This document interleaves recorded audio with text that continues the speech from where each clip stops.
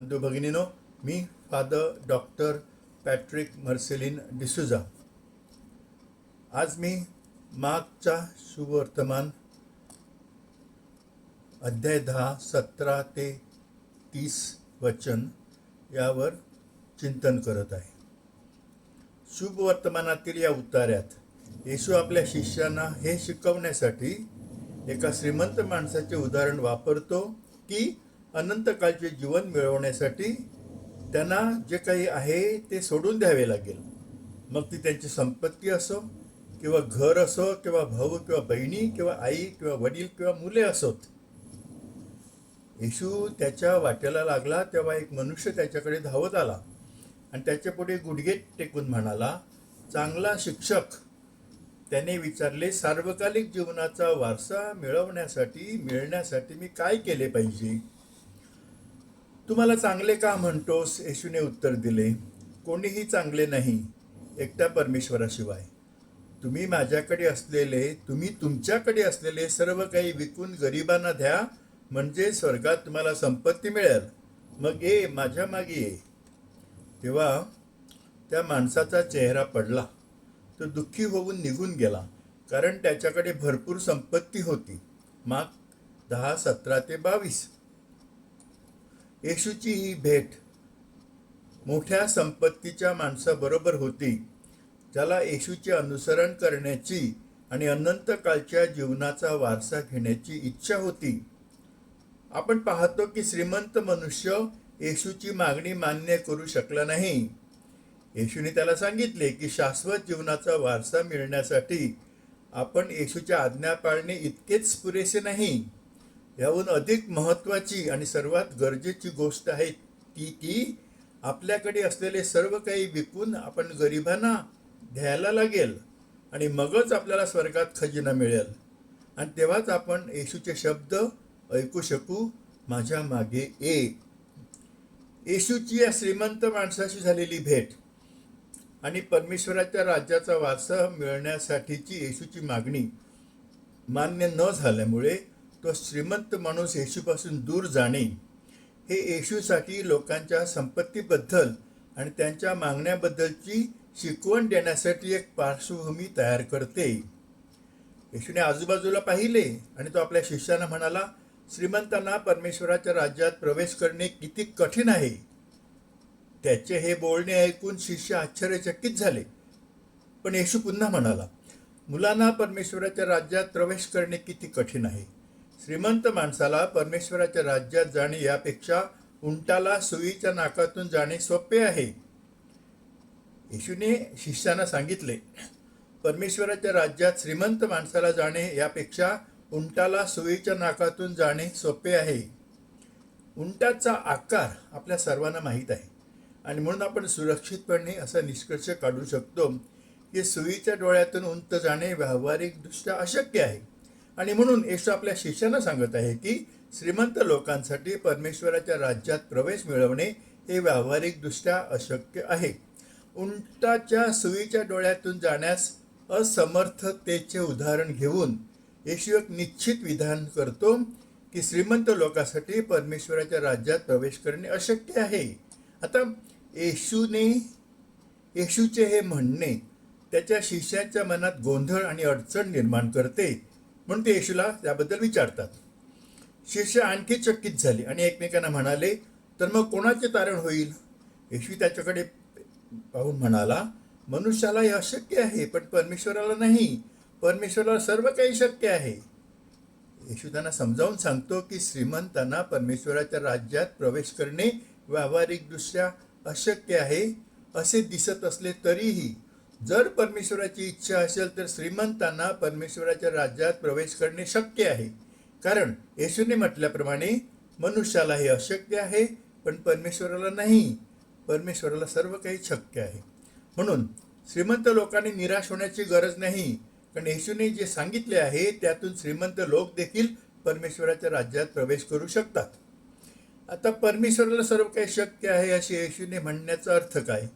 दुसऱ्या शब्दात येशू ज्या गोष्टीकडे इशारा देत आहे ते म्हणजे श्रीमंत लोकही त्यांच्या जीवनातील काही अटी पूर्ण केल्यास परमेश्वराच्या राज्यात प्रवेश करू शकतात. त्या अटी काय आहेत?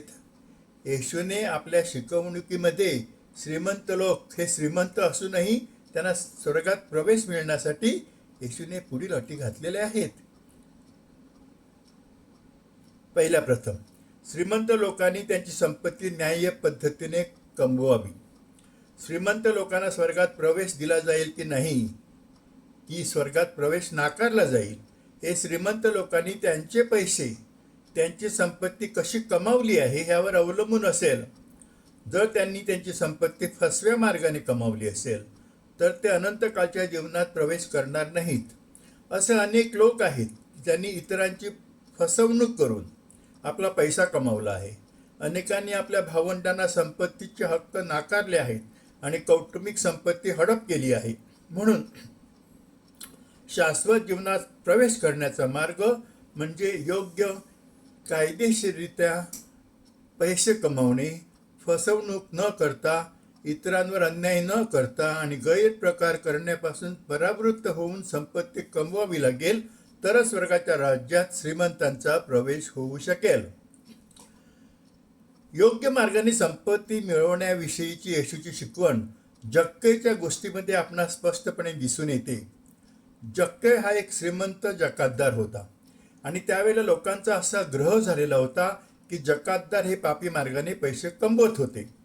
त्यामुळे जेव्हा येशू जक्कईकडे उतरावयात जातो तेव्हा लोकांना ते आवडत नाही आणि ते कुरकुर करू लागले की पापी मनुष्याच्या घरी हा उतरावयास गेला.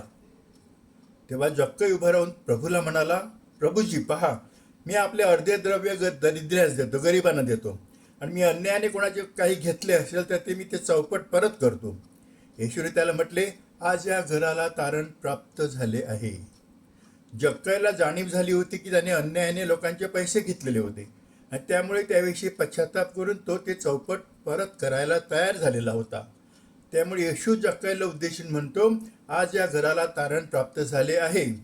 ह्याचा अर्थ असा आहे की येशूलाही असं वाटत आहे की लोकांनी आपली संपत्ती न्याय्य मार्गाने गोळा करायला पाहिजे, अन्यायी मार्गाने नाही. 2. श्रीमंत लोकांनी संपत्तीचे सेवक व्हावी अशी येशूची इच्छा नाही. दुसऱ्या शब्दात, श्रीमंतांनी परमेश्वरापेक्षा त्यांच्या संपत्तीला जास्त महत्त्व देऊ नये. त्यांच्या जीवनात परमेश्वर हा पहिला आणि सर्वोत्तम असं मूल्य आहे ह्याची त्यांनी खात्री करणे आणि त्याप्रमाणे वागणे आवश्यक आहे. परमेश्वर आणि त्याच्या आज्ञांच्या तुलनेत त्यांच्या जीवनात पैसा गौण आहे हे सत्य त्यांनी मान्य करायला पाहिजे. कोणीही 2 स्वामींची सेवा करू शकत नाही. एक तर तो एकाचा द्वेष करेल आणि दुसऱ्यावर प्रेम करेल, किंवा तो एकावर प्रेम करेल आणि दुसऱ्याचा तिरस्कार करील. तुम्ही परमेश्वर आणि प्रेम या दोन्हींची सेवा करू शकत नाही. मत्ते 6:24. श्रीमंत लोकांनी परमेश्वराला जीवनात आपले पहिले प्राधान्य ठेवावे आणि परमेश्वराची स्तुती आणि गौरव करण्यासाठी जे काही आवश्यक आहे ते करावे अशी येशूची इच्छा आहे. परमेश्वराची जागा पैसा घेऊ शकत नाही. पैसा आपल्या जीवनात आवश्यक आणि महत्त्वाचा आहे, परंतु आपल्या जीवनात त्याचे मूल्य आणि महत्त्व हे मर्यादित आहे. 3. श्रीमंत लोकांचा खजिना या पृथ्वीवर नसून स्वर्गात असावा अशी येशूची इच्छा आहे. कारण जसे तो म्हणतो, कारण जिथे तुमचा खजिना आहे तिथे तुमचे हृदय देखील असेल. लूक 12:34. स्वर्गातील खजिना आणि पृथ्वीवरील खजिना यांच्यातील फरक. येशू या फरकाकडे लक्ष वेधतो जेव्हा तो म्हणतो, स्वर्गातील खजिना संपणार नाही, जिथे चोर जवळ येत नाही आणि कोणताही पतंग तो खजिना नष्ट करत नाही. लूक 12:33. म्हणून येशू जे काही म्हणतो ते असे आहे की स्वर्गातील खजिना शाश्वत आहे.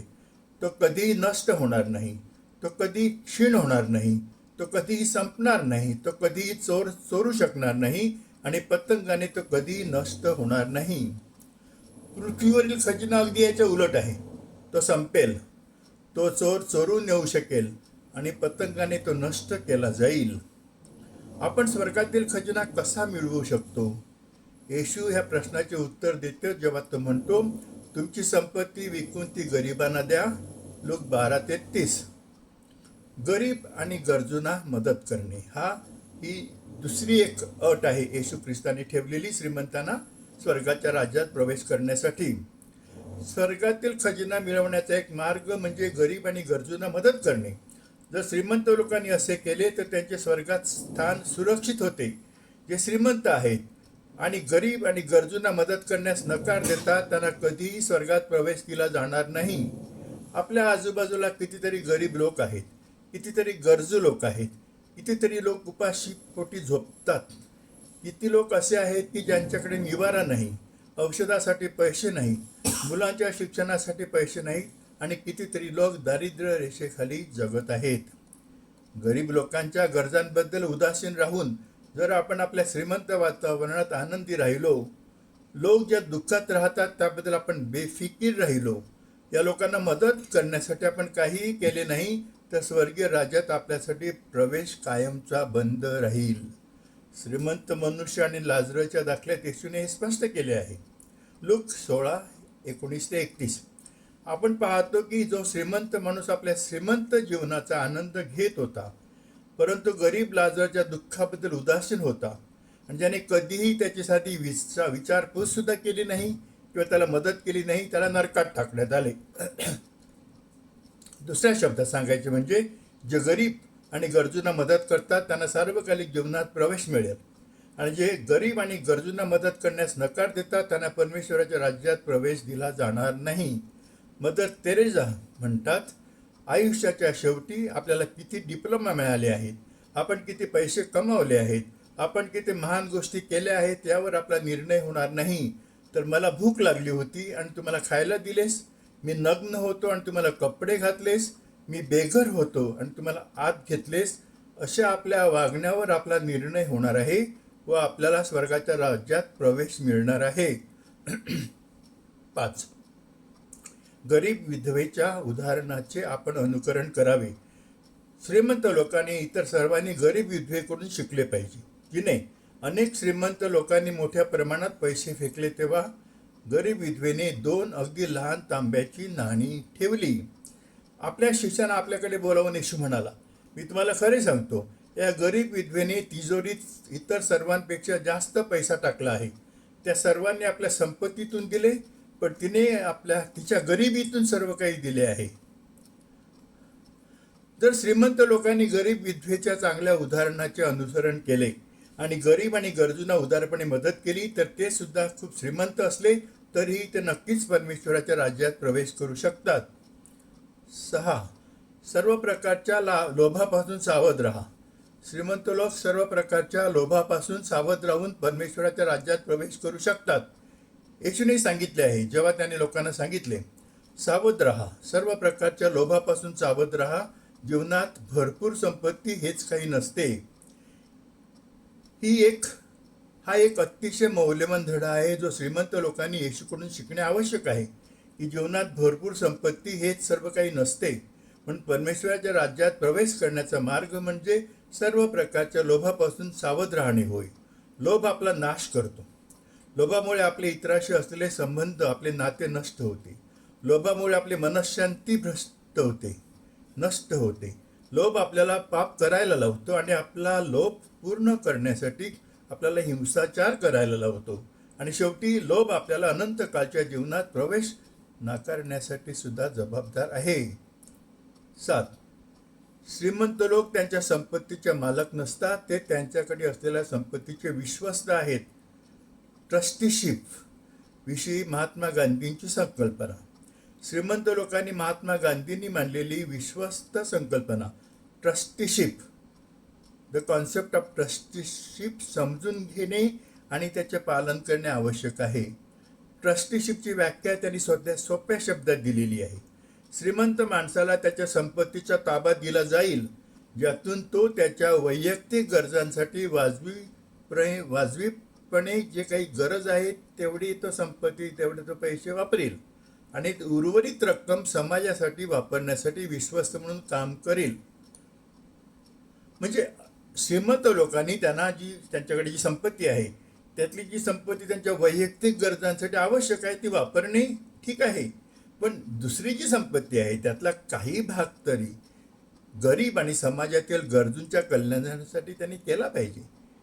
जे सर्व श्रीमंत लोक आपल्या जीवनात या तत्वाचे पालन करतात आणि आपली संपत्ती केवळ त्यांच्या गरजासाठीच वापरत नाहीत तर गरीब आणि गरजूंना मदत करण्यासाठी वापरतात, ते नक्कीच अनंत काळच्या जीवनात प्रवेश करतील आणि श्रीमंत लोक सुद्धा स्वर्गात जाऊ शकतात. याचं अगदी जिवंत उदाहरण म्हणजे आताच मरण पावलेले स्वर्गवासी झालेले मिस्टर रतन टाटा. रतन टाटांनी त्यांच्या जीवनामध्ये अनेक लोकांना मदत केली. अनेक उद्ध्वस्त झालेली जीवनं त्यांनी पुन्हा उभी केली. अनेक गरिबांना त्यांनी उदरनिर्वाहासाठी नोकऱ्या दिल्या, पैसे दिले. त्यामुळे ज्या वेळेला त्यांनी ह्या पृथ्वीवर आपला शेवटचा श्वास घेतला त्याच वेळेला स्वर्गामध्ये स्वर्गाचे दरवाजे त्यांच्यासाठी सतत उघडले गेले. आभारी. प्रिय बंधू भगिनींनो, माझं हे मनन चिंतन तुम्ही शांतपणे प्रेमाने ऐकलं त्याबद्दल मी तुझे आभार मानतो. कृपया हे मनन दुसऱ्यासाठी पाठवा की जेणेकरून त्यांनाही फायदा होईल. तुम्हाला ह्या मननाविषयी मला काही सांगायचं असेल तर माझा व्हॉट्सअप क्रमांक आहे 7030447934. यावर माझ्याशी कॉन्टॅक्ट करा आणि मला सांगा तुम्हाला काही सांगायचं असेल ते. माझं यूट्यूब चॅनल आहे फादर डॉक्टर पॅट्रिक डिसूजा. माझ्या चॅनलला भेट द्या, त्याला पुरस्कृत करा आणि इतरांनी सांगा त्याला पुरस्कृत करण्यासाठी. आणि तुमच्यासाठी प्रार्थना करतो. हे प्रभू परमेश्वरा, ही जी माणसं माझा व्हिडिओ पाहत आहेत, मनन ऐकत आहेत आणि पुढे पाठवत आहेत, त्यांच्यावर तुझा आशीर्वाद असू दे. त्यांना व त्यांच्या मुलामुलींना, कुटुंबियांना आनंदात, शांतीत आणि प्रेमात ठेव. त्यांच्या सर्व इच्छा, आकांक्षा, स्वप्न तुझ्या पवित्र इच्छेप्रमाणे पूर्ण कर. ही प्रार्थना मी त्यांच्याकरता करतो. आमेन. आभारी.